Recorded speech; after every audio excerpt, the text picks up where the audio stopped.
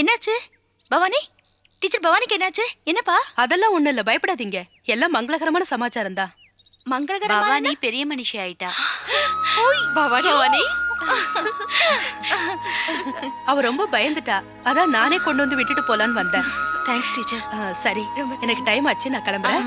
வாங்க அம்மா, அவளை கொஞ்சம் உள்ள கூட்டு போங்கம்மா.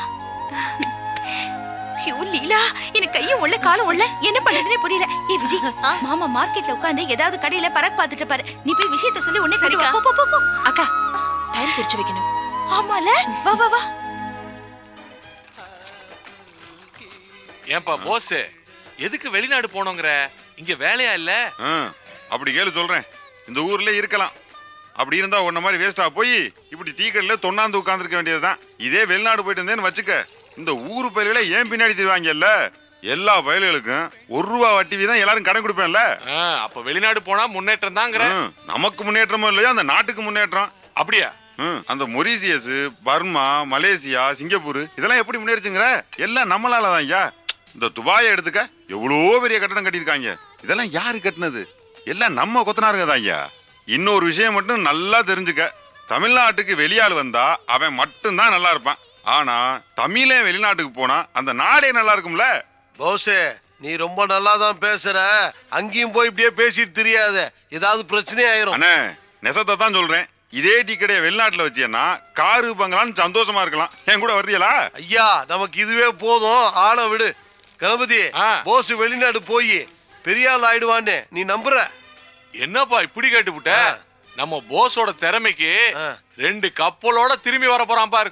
அது சரி, அது எப்படி உனக்கு தெரியும்? போஸே, இந்த ஊர்ல உன்ன மாதிரி பேசுறதுக்கு உன்னை விட்டா வேற ஆளே இல்ல. உன் திறமைக்கு இங்க மதிப்பே இல்ல. நீ வெளிநாடு போனேன்னு வை, உன்னை தலையில தூக்கி வச்சுக்குவானுங்க. வெளிநாடு போனா நமக்கு மரியாதை அதிகங்கிற? பின்ன புத்தரு நம்ம நாட்டுல தானே பிறந்தாரு, ஆனா வெளிநாட்டுல தான் அவரை ஜாஸ்தி கும்பிடுறாங்க. அந்த மாதிரி தான் போஸே. எப்பா எப்பா, டீ வேணும்னா வெளிப்படையா கேட்டு வாங்கி குடி. இதுக்கு ஏன் புத்தரையெல்லாம் வம்புக்குற? அண்ணே, ஒரு டீயை போட்டு குடுங்க. பெரிய பேச்செல்லாம் பேசுறாப்ல.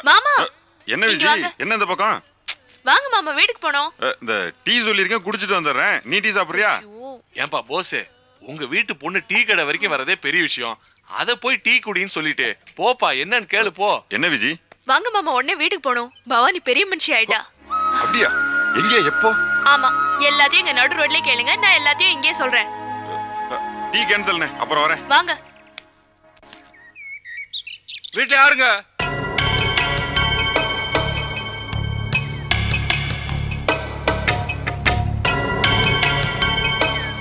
வாங்க வாங்க, உள்ள வாங்க.